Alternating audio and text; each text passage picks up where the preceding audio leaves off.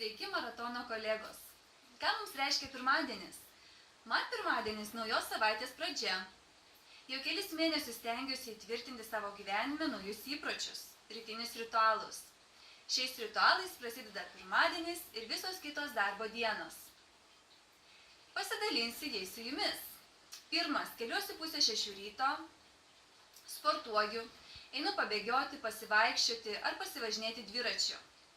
Nustebsite, koks nuostabus yra rytas.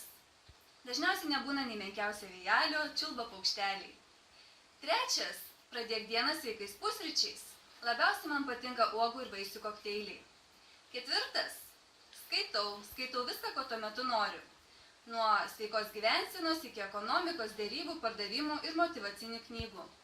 Jei neturiu laiko paskaityti, klausau audio įrašų, kol ruošiuosi darbo dienai. Tam skiriu 25 minutes.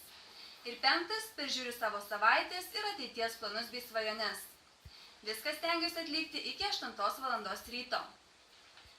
Štai taip atrodo mano kompiuterio ekranas šiuo metu, kad nepamirščiau savo ritualų. O kokius ritualus turite jūs? Pakomentuokite.